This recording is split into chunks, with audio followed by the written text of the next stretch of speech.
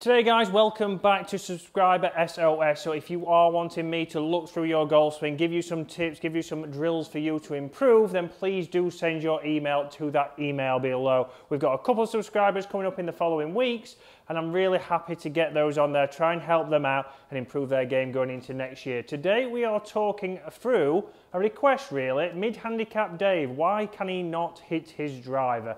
And again, why does he hit his 5-wood so well? It's exactly what we're going to talk through today.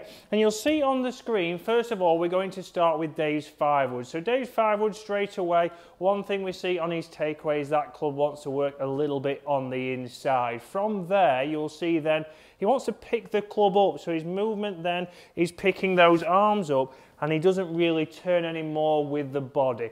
From there, we can see in the downswing where we start to get his erratic shots from. So we do see some that he does push out to the right, but we do see more go to the left. So the club works down, but we can start to see the lower body is losing angles and the shaft is leading. The club's still behind there, and then from there, Dave's having to get the old chicken wing working. So the chicken wing works, he drags that arm, and to get the club onto the golf ball, he feels like he has to release the hands, and we'll see that the hand comes through with that elbow in the downswing, so, or on the through swing even. So we can see that it's a very similar pattern. Obviously with Dave, he does hit his 5-wood more consistently than his driver, but if we go to his driver swing now, we can see a lot of the similar traits. So the club works a long way inside, and the big thing we've highlighted there is where his arms are, which we'll go through shortly.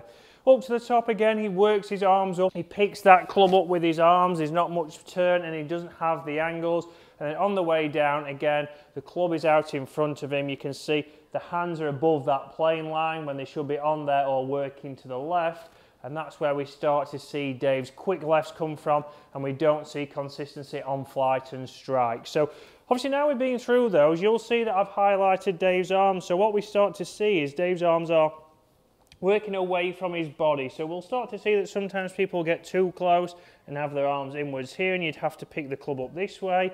But for Dave, we can see that he's actually a little bit too far away. So if you imagine if that was a sledgehammer at the end of the club, if I make that move away, that first part of the golf swing, if it was a sledgehammer, it would be pulling me in that kind of position. And that's exactly what it does with his driver and his fairway woods. Because his arms are a little bit straight, it wants to work inside, and then from there you have to go, well, how am I going to get to the top of the golf swing? Well, what I'm going to instantly do then is just pick those up to get the top of my backswing, and then from there, right, I've got to get back down into the golf ball, and we'll start to lose angles. We'll see his right foot comes off, and then we're in a bit of a stuck position, so I have to drag the elbow to square that up, and we don't get the speed out into the club head that we would like for Dave. Dave's lost a little bit of speed this year. We're working on that. Again, you'll see in coming weeks he has got a certain training aid that he should have been using, although I had to dust it off for him. So that'll be on this week, so keep an eye out for that. But same when he goes to the driver. Obviously the driver, again, his arms are still reaching for that golf ball, and it's pulling him out of position even more so with the driver.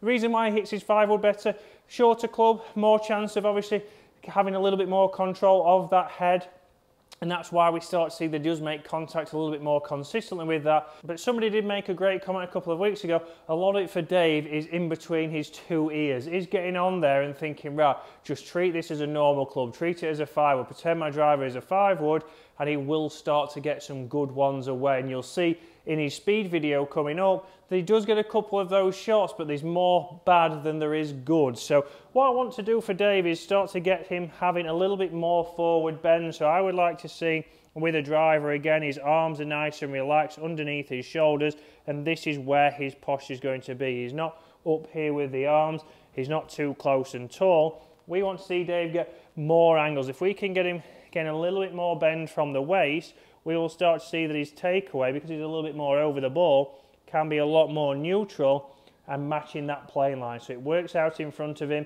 and then he works that club up, and then he can come down, and from here he can start to practice his turning because he's closer and he's over the ball. It's easy for me to turn than if I'm far away. I have to pick up and then try and find that. So we want him to get over to the golf ball, let his arms hang, and then take his grip. If that means he's a little bit too far away from the ball, he can move in. He's really going to feel that it's a little bit too close for him, but from there, he can get his arms under there, he can get that club working away better, and he can start to hit better stroke shots, a lot straighter and relatively down the middle there. And it's the same with the driver. I'm going to grab a hybrid now because I don't have a driver in the studio, but it's the same position with that. I don't want to start getting taller and further away, because that's why you might be mishitting your fairway woods or your driver, just because of the way you stand to the golf ball. And again, guys, if you're looking to be involved in this, I want as many subscribers to send in their videos. My email is that email address below. Please send over a video from down the line or face on. We'll go through that video just like we have done with Dave's today.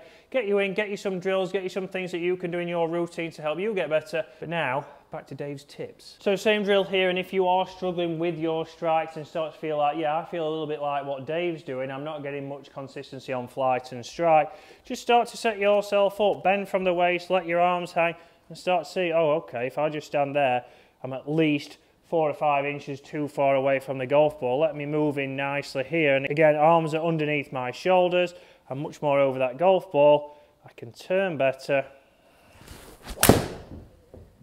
and I can start to hit much better shots. A little bit of a fade there, left that face open a little bit, but that would still be down the right hand side of the fairway or just miss the green.